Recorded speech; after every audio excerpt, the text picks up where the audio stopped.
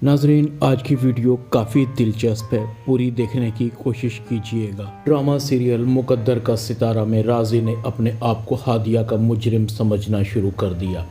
राजी अपने दिल ही दिल में कहता है, मुझे हादिया को इस दलदल से निकालना होगा, चाहे मुझे इसकी कोई भी कीमत अदा करनी पड़े। राजी की माँ कहती है, राजी कुछ तो खुदा का खौफ करो, तुम्हें अगर अपनी इज़्ज़त का ख्याल नहीं है तो इस बूढ़ी माँ की इज़्ज़त का ही ख्याल कर लो।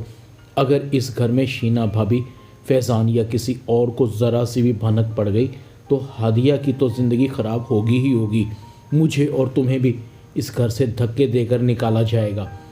भूल क्यों नहीं जाते, हादिया अब फैज़ान की बीवी है। फैज़ान उसे जैसा भी रखे, ये उनका ज़ाती मामला है। राजी कहता है, अम्मी ये उनका ज़ाती मामला नहीं है, मैं हादिया की ज़िंदगी को बर्बाद नहीं होने दूंगा। आप जानती हैं, अगर मैं इस दुनिया में किसी लड़की से मोहब्बत करता हूँ वो तो सिर्फ हादिया ही है। शीना ये सब कुछ सुन रही थी। अच्छा, तो ये नमक हराम हमारे ही घर में रहकर हमारी इज्जत से खेल रहा है। ना जाने ये खेल कब से खेला जा रहा है। ये ऐसे ही नहीं रातों को अकेले बैठ बैठ कर बातें करते हैं। शीना दोनों हाथों से क्लैपिंग करती हुई कमरे में दाखिल हो जाती है। बहुत खूब, कब से खेल खेला जा रहा है नमक हराम। अरे एक घर तो डाइन भी छोड़ देती है। तुमने उस मामू की पीठ में छुरा घोंपा है जिसने सारी उम्र तुम पर एहसान किए।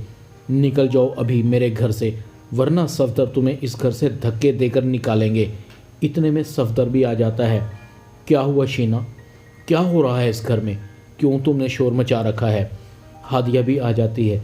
सफदर कहता है, मुझे बात बताओ। सफदर की बहन कहती है, सफदर भाई शीना भाभी को कोई गलत फहमी हुई है। शीना कहती है, मैंने अपने कानों से सुना है, मुझे कोई गलत फहमी नहीं हुई।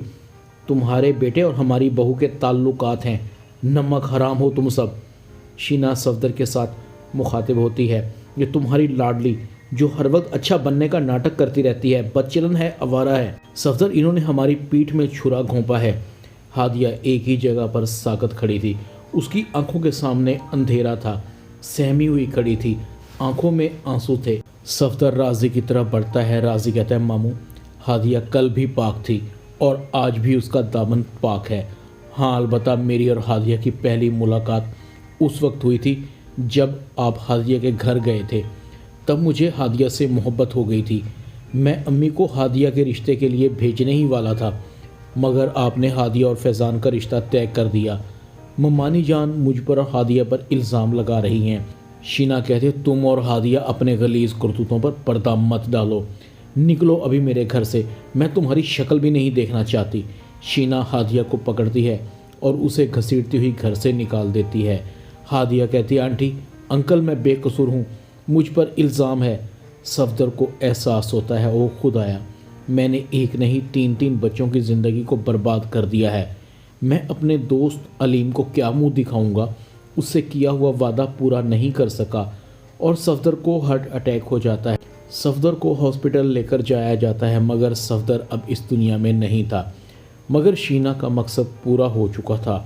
उसने अपने शौहर को खोकर हादिया और राजी को घर से निकाल दिया था, और नताशा की भी शादी राजी से होने से बच गई, और फैज़ान अपने बाप की सारी दौलत का अकेला मालिक बन गया था। अब फैज़ान रमशा के साथ मिलकर खूब दौलत उड़ा रहा था, और रमशा और उसकी माँ सारे कारोबार पर कब्ज़ा करने की प्लानिंग कर रहे थे। शीना को सफदर के जाने के बाद एहसास हो रहा था कि फैज़ान दौलत को दोनों हाथों से उड़ा रहा है।